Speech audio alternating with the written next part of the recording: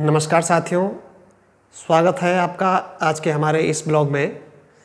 आज हम समझने वाले हैं कि हम चारधाम यात्रा के लिए घर बैठे कैसे अपना पंजीकरण अपने आप कर सकते हैं और इस पंजीकरण की कहाँ कहाँ पर आवश्यकता होती है, कहाँ कहाँ पर यह चेक किया जाता है। तो इस पंजीकरण का क्या क्या उपयोग है, ये सभी चीज़ें हम इस वीडियो में समझने वाले हैं। आप हमारे साथ में बने रहें। मैं पूरा प्रोसेस अभी इस वीडियो में आपको दिखाने वाला हूं और मैं ले चलता हूं आपको अपनी कंप्यूटर की स्क्रीन पर। वहां पर आप हमारे साथ में सभी स्टेप फॉलो करते रहें तो आपको कहीं भी किसी के पास जाने की आवश्यकता नहीं होगी, किसी भी काउंटर पर जाने की आवश्यकता नहीं होगी। आप स्वयं अपना पंजीकरण घर में करके सीधे अपनी यात्रा के लिए प्रस्थान कर सकते हैं। तो आप हमारे साथ में बने रहें।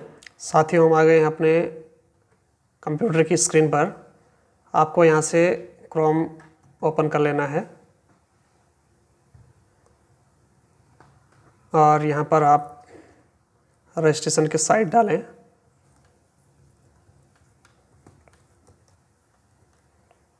इसको आप एंटर करें। अब आपको इस तरह से अपनी स्क्रीन पर दिखाई देने वाला है। यहाँ पर ये सभी सर्विस यहाँ पर दिखाई दे रही है। इसके साथ ही आपको एक टोल फ्री नंबर भी यहाँ पर दिख रहा है। यदि आप न्यू यूजर्स हैं, रजिस्टर पर क्लिक करें। आपको यहाँ पर अपना नाम इंटर करना होगा। जैसे मैं उदाहरण के लिए यहाँ पर अपना नाम XYZ, आपका नाम जो भी है आप भरें। इसके बाद यहाँ पर अपना मोबाइल नंबर, जो भी आपका मोबाइल नंबर हो, यहाँ पर आप भरें। इसके बाद आप यहाँ पर देख रहे होंगे टूर ऑपरेटर, इंडिविजुअल, फैमिली। यदि आप टूर ऑपरेटर हैं तो आप यहाँ पर क्लिक करें। यदि आप अपना सिंगल का रजिस्ट्रेशन करना चाहते हैं आप तो इंडिविजुअल पे क्लिक करें, और यदि आप फैमिली का या अपने दोस्तों का भी करना चाहें तो आप फैमिली पे क्लिक करें। इसके बाद यहाँ पर आपको अपना पासवर्ड बनाना होता है और यहाँ पर कन्फर्म पासवर्ड, और इसके बाद आप यहाँ पर साइन अप कर लेंगे। तो जैसे आप साइन अप करते हैं तो आपको एक OTP आता है जिसे आपको भरना होता है। तो साथियों, जब आपका पासवर्ड बन जाए तब आपको करना होगा लॉगिन। यहाँ पर लिखा हुआ है लॉगिन टू योर अकाउंट।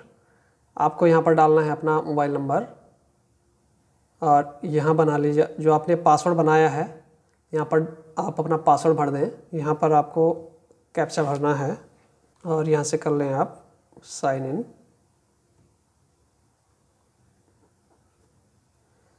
अब आपको अपने स्क्रीन पर इस तरह से ये सेवाएं दिखने वाली है। तो आपको क्लिक करना होगा रजिस्ट्रेशन फॉर टूर, यात्रा पंजीकरण करें। अब आपको अपनी स्क्रीन पर कुछ इस तरह से दिखने वाला है। यहाँ पर लिखा हुआ है चारधाम रिलीजियस, इसको आपने रहने देना है, इसमें कुछ नहीं करना है। अब हम नीचे चलते हैं। यहाँ पर लिखा हुआ है सेलेक्ट टूर ड्यूरेशन डेट। सबसे पहले आपको अपनी डेट सेलेक्ट करनी होगी। आपको ये ध्यान रखना बहुत ज़रूरी है, यदि आप चारों धाम करना चाह रहे हैं तो आपको डेट कम से कम 10 से 12 दिन सेलेक्ट करनी होती है। यदि आप 2 धाम जाना चाह रहे हैं तो आपको कम से कम 5 से 6 दिन का डेट लेके चलना होगा।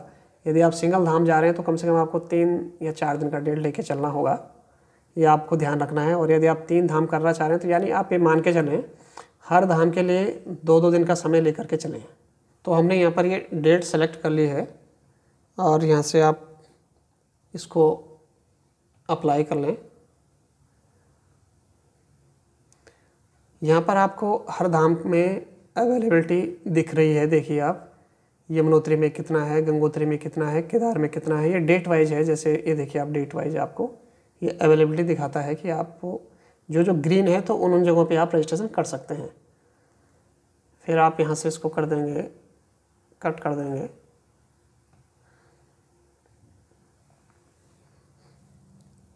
अब आप यहाँ पर ये नंबर ऑफ टूरिस्ट, यदि आप 2 लोग हैं तो यहाँ पर 2 संख्या डालेंगे, 4 हैं तो 4 डालें, 5 हैं तो 5 डालें, 10 हैं तो 10 डालें। अभी हम यहाँ पर 2 इंटर करने वाले हैं, 2 डाल रहे हैं। यहाँ पर लिखा हुआ है मोड ऑफ ट्रैवल फॉर धाम, यहाँ पर आप क्लिक करें तो आप बाई रोड जाना चाह रहे हैं, बाई हेलीकॉप्टर जाना चाह रहे हैं, बाई वॉकिंग जाना चाह रहे हैं, तो मोस्टली तो लोग बाई रोड ही जाते हैं। तो हमने बाई रोड क्लिक कर दिया है। प्लान योर डेस्टिनेशन, आपको यहाँ पर क्लिक करना है। ये प्लान योर डेस्टिनेशन, जैसे कि हम चारों धाम सेलेक्ट करने वाले हैं। यमुनोत्री, यहाँ पर ऐड पे क्लिक करें। गंगोत्री, यहाँ ऐड पे क्लिक करते रहें। यहाँ पर क्लिक करके फिर केदारनाथ, इसके बाद बद्रीनाथ। अब आपको सभी धाम की डेट सेलेक्ट करनी होगी कि आप यमुनोत्री कब जाएंगे, गंगोत्री कब जाएंगे, केदार कब जाएंगे और बद्री कब जाएंगे।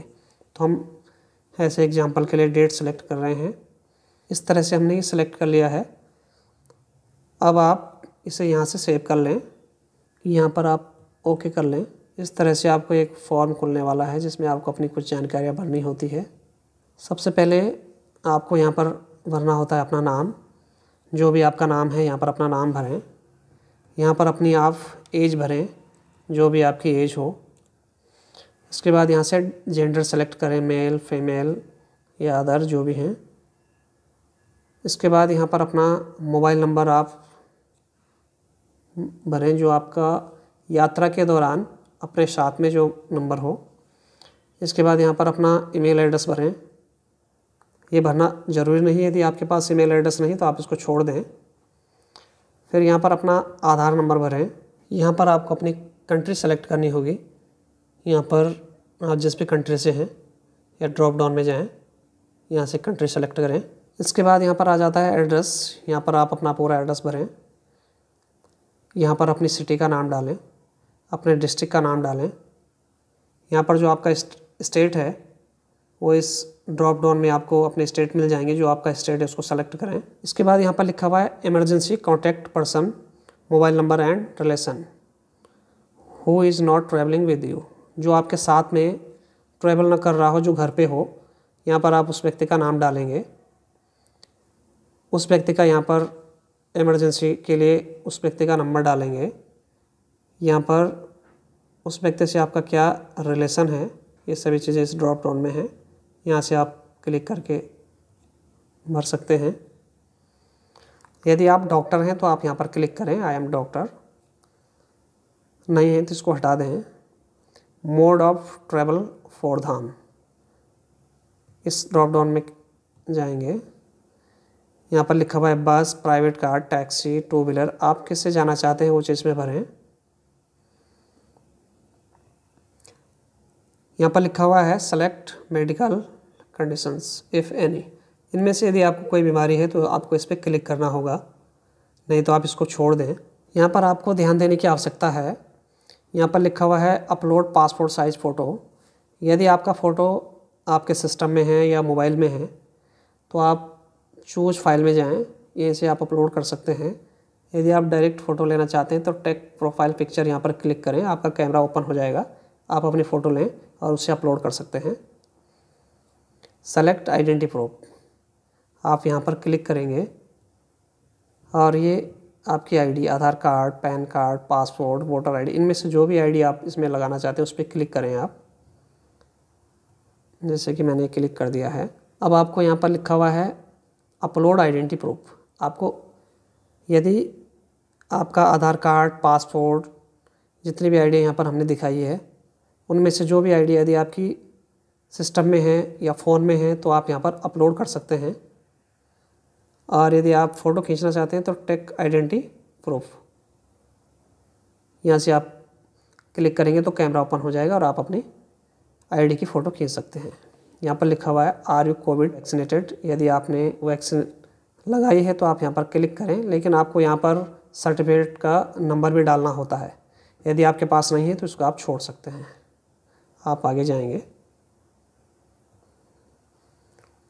अब यहाँ पर लिखा हुआ सेव एंड ऐड मोर, क्योंकि हमने दो नंबर डाले थे तो हम इसको सेव एंड ऐड मोर करें, क्योंकि अभी हमें दूसरे का भरना होगा। इतना आपको ध्यान होना है कि जितनी आपने नंबर ऑफ टूरिस्ट ऊपर भरा है, जैसे मैंने 2 डाला था तो अभी मेरा ये सिंगल का हुआ है। जब मैं सेव एंड ऐड मोर करूँगा दूसरा ऐसा सेम फॉर्मेट खुल जाएगा, मुझे वही फिल करना होगा, उसके बाद मैं यहाँ से फिनिश कर लूँगा। लेकिन अभी मैं यहाँ से सेव एंड ऐड मोर करूँगा। जैसे आप यहाँ से सेव एंड ऐड मोर करेंगे तो ये रजिस्ट्रेशन आपका हो जाएगा। इसके बाद आपका फिर से एक फॉर्मेट ऐसे खुल जाएगा, क्योंकि अभी आपको दूसरे का फॉर्म भरना होगा, तो ये आपको ध्यान रखना है। तो रजिस्ट्रेशन का ये बहुत ही ज़्यादा आसान प्रोसेस है, ये आपको समझ में आ गया होगा। इसके बाद जो रजिस्ट्रेशन आपका हुआ है वो यहाँ पर शो होता है। अब आप अपना रजिस्ट्रेशन डाउनलोड करेंगे। यहाँ से आप डैशबोर्ड में जाएंगे और यहाँ से आप अपना रजिस्ट्रेशन चेक कर सकते हैं। जैसे कि आप यहाँ पर देख रहे हैं ये रजिस्ट्रेशन हुआ है, और यहाँ से आप इसको डाउनलोड करेंगे तो आपका रजिस्ट्रेशन इस पर खुल जाएगा, और इसका आप अपना स्क्रीनशॉट लेकर के अपने पास रखें, चाहे तो आप प्रिंट आउट करके अपने पास रखें, जिसमें आपको सुविधा हो उस मोड में आप अपने पास रख सकते हैं। तो साथियों, आपने अभी देखा कि रजिस्ट्रेशन का प्रोसेस कितना आसान है। इसको आप अपने आप कर सकते हैं, और जैसे कि मैंने बताया था कि इसकी क्या उपयोगिता है, ये क्यों करवाना बहुत ज़रूरी है। यदि आप अपना पंजीकरण अपने घर से ही कर लेते हैं तो सबसे पहले तो आपका समय बचता है। आप अपने हिसाब से यात्रा के लिए सीधे प्रस्थान कर सकते हैं। आपको किसी भी फिजिकल रजिस्ट्रेशन काउंटर पर जाने की आवश्यकता नहीं होती है, और यदि आप नहीं करवा के जाते हैं तो आपको किसी न किसी काउंटर पर जाके अपना रजिस्ट्रेशन करवाना होता है। इसके साथ साथ यदि आपको ये जानकारी नहीं है और यदि आप सीधे ही निकल जाते हैं तो आपको रास्ते में रोका जाता है, चेक किया जाता है। यदि आपने अपना पंजीकरण नहीं करवाया है तो वहाँ पर आपको लाइन में लगना पड़ता है, और वहाँ पर ही आपको अपना रजिस्ट्रेशन फिर से करवाना पड़ता है। जब श्रद्धालु मंदिर में पहुँच जाता है तो दर्शन से पहले श्रद्धालु को इसी रजिस्ट्रेशन के माध्यम से एक टोकन दिया जाता है, जिसके द्वारा श्रद्धालु को आसानी से दर्शन हो जाते हैं। इसलिए मैं सभी श्रद्धालुओं को यही कहना चाहूँगा कि आप अपना रजिस्ट्रेशन घर से ही करके चलें, तो आपको काफ़ी सारी सुविधाएं इससे मिलती है। आपका समय बचता है, आप अपने हिसाब से अपना रूट चुन सकते हैं, अपने समय के हिसाब से अपना निकल सकते हैं, और आसानी से आपको दर्शन हो जाते हैं। तो साथियों, यात्रा से संबंधित और जानकारी मैं अपनी अगली वीडियो में आप तक पहुंचाऊंगा। यदि आपको आज का ये वीडियो पसंद आया हो तो लाइक करें, सब्सक्राइब अवश्य करें, ताकि हमारी अगली वीडियो आप तक पहुंच सके। आपकी यात्रा मंगलमय हो। नमस्कार।